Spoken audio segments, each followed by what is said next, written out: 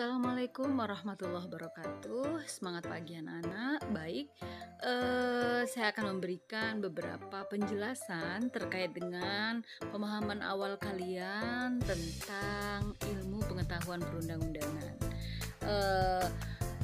Dalam beberapa jurusan mata kuliah ini banyak memiliki istilah-istilah yang berbeda, namun hakikatnya sama.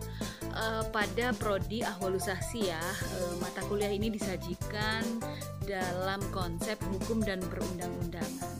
Sedangkan di hukum tata negara, mata kuliah ini ditawarkan dengan konsep ilmu perundang-undangan. Namun pada hakikatnya tujuan daripada keberadaan mata kuliah ini sama-sama ingin memberikan pemahaman dan kemampuan kepada mahasiswa dalam melakukan penyusunan dan pembentukan naskah akademik dan juga substansi daripada peraturan perundang-undangan yang ada. Nah, jadi di dalamnya nanti akan diberikan pemahaman tentang apa itu hukum dan bentuk-bentuknya. Kalau selama ini kita hanya memahami hukum sebagai sebuah norma, aturan yang mengatur masyarakat, memberikan kepastian hukum dan mengandung sanksi. Namun pada materi mata kuliah pada ilmu perundang-undangan maupun hukum dan perundang-undangan, kita akan lebih melihat secara komprehensif bahwa hukum bukan hanya sesuatu yang sifatnya mengatur, tetapi dalam hukum dia juga bisa mengandung ketetapan dan keputusan. Ya, jadi nanti akan dijelaskan secara lebih lanjut lagi, sebab keputusan, ketetapan, kemudian peraturan hukum yang sifatnya mengatur itu merupakan bentuk-bentuk hukum yang dikeluarkan oleh lembaga-lembaga negara. Yang kita tahu bahwa terkait dengan masalah lembaga negara atau kita kenal dengan badan-badan negara, itu ada 3 ya, dalam teorinya trias politika: eksekutif, yudikatif, dan legislatif ya. Masing-masing sejajar, tidak ada siapa yang paling tinggi, tidak ada siapa yang rendah, karena masing-masing memiliki kekuasaan dan kewenangan dan kekuasaan masing-masing ya. Namun pada pelaksanaannya di Indonesia tidak menggunakan konsep separation of power secara tegas ya. Mereka memang memisahkan antara distributif, eksekutif, dan yudikatif. Namun dalam hal kewenangan ada beberapa lembaga yang mendistribusikan kewenangan dalam kewenangan antar lembaga ya. Salah satunya adalah kewenangan dalam membentuk hukum ya. Oleh karenanya hukum di sini dipahami bukan hanya sebagai undang-undang, tetapi putusan hakim, penetapan hakim, kemudian bentuk-bentuk ketetapan-ketetapan yang lainnya itu juga merupakan salah satu bentuk hukum ya. Kita tahu bahwa ketetapan hakim atau putusan hakim dan penetapan hakim itu merupakan produk dari lembaga yudikatif. Lalu produk dari lembaga eksekutif apa? Kemudian produk dari lembaga legislatif apa? Nanti akan kita jelaskan lebih lanjut ya. Baik, di sini akan saya jelaskan tentang apa itu ilmu pengetahuan perundang-undangan.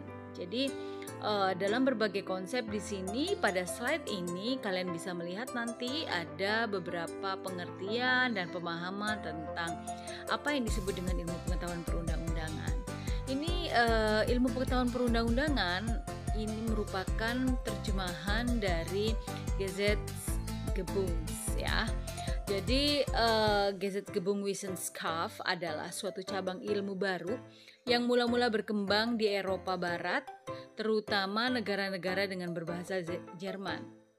Ya, jadi pada negara-negara ini kemudian dia berkembang tentang konsep ilmu pengetahuan perundang-undangan. Istilah ini sering digunakan dengan Wetgeving Wissenschaft atau Science of Legislation. ya. Kalau di Indonesia bisa legislative drafting nanti munculnya ya. Saya yakin pasti kalau di hukum tata negara nanti akan ada muncul mata kuliah yang disebut dengan legislative drafting. Jadi bagaimana membuat draft peraturan perundang-undangan ya. Kemudian pada ilmu pengetahuan perundang-undangan ini ada beberapa tokoh yang dikenal ya sebagai pencetus daripada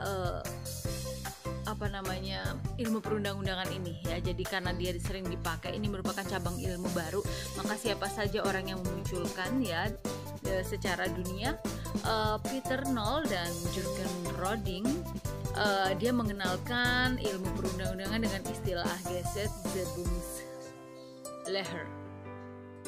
Lalu kemudian Burkhard Kerm dan Werner, dia mengenalkan dengan istilah Gesetzgebungswissenschaft. Lalu kemudian Van Polge dengan istilah Gesetzgebungslehre atau Gesetzgebungskunde. Jadi ini adalah bahasa-bahasa Jerman ya, bahasa-bahasa yang dikenalkan istilah-istilah ilmu pengetahuan perundang-undangan dalam konsep bahasa Jerman.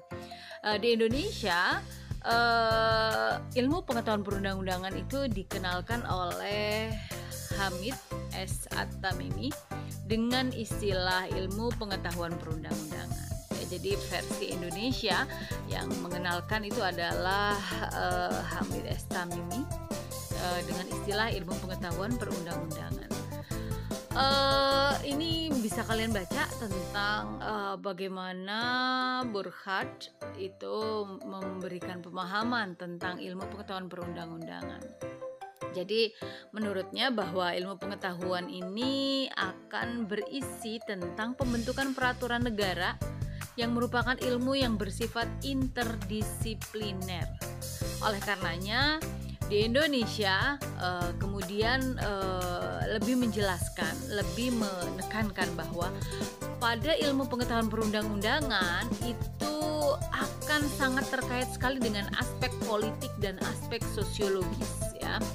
Jadi apa itu aspek politik, apa itu aspek sosiologis. Karena dalam proses pembentukan peraturan perundang-undangan kita tidak bisa melepaskan keterkaitan dengan proses politik.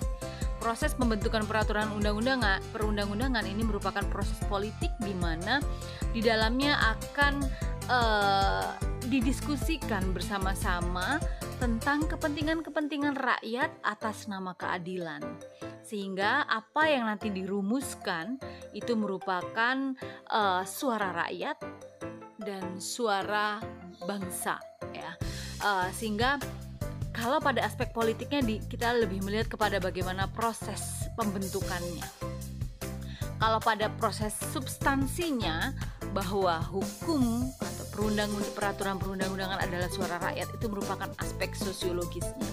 Sehingga aspek politik dan aspek sosiologis dalam ilmu perundang-undangan itu tidak bisa dilepaskan keterkaitannya satu dengan yang lainnya. Secara garis besar, ilmu pengetahuan perundang-undangan itu dibagi menjadi dua bagian besar. Yang pertama yakni teori perundang-undangan, yang kedua ilmu perundang-undangan. Kalau kita bicara tentang teori, maka kita akan bicara tentang doktrin-doktrin hukum apa yang kemudian menjadi dasar dari proses pembentukan peraturan perundang-undangan. Nanti akan kita kenalkan dengan beberapa teori dasar yang menjadi doktrin dari proses pembentukan peraturan perundang-undangan yang nanti akan sering kita kenal dan sering kita bahas dalam mata kuliah ilmu perundang-undangan. Ya, teori ini akan membincang tentang bagaimana hukum itu lahir dan dilahirkan, dan bagaimana hukum yang dilahirkan tersebut melahirkan hukum lagi. Dan ini dicetuskan dan dikenalkan oleh Hans Kelsen sebagai bapak dari teorinya hukum murni ya.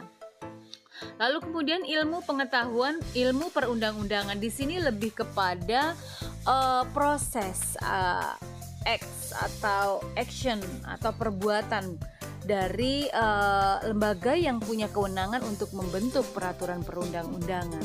Jadi kalau teori perundang-undangan lebih kepada doktrin atau paradigma yang mendasari ya dari pembentukan peraturan perundang-undangan, maka ilmu perundang-undangan ini adalah lebih kepada prosesnya, lebih kepada caranya. Nah, ini semua sudah terangkum ketika kita bicara tentang ilmu perundang-undangan, sudah terangkum proses pembentukannya itu dalam Undang-Undang Nomor 12 Tahun 2011 ya, ini versi Indonesia.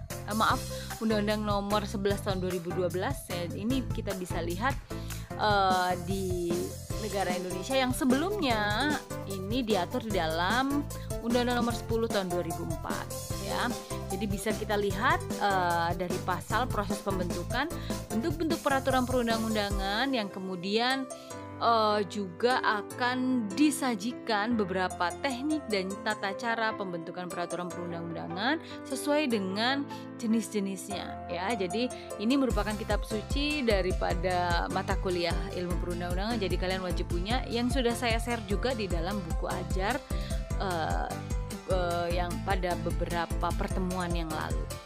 Baik, kawan-kawan mahasiswa, itu saja beberapa hal pemahaman awal tentang ilmu pengetahuan perundang-undangan dan yang kemudian di dalamnya kita akan mengkaji dua hal, yakni teori perundang-undangan maupun ilmu perundang-undangan. Terima kasih, semoga bermanfaat. Assalamualaikum warahmatullahi wabarakatuh.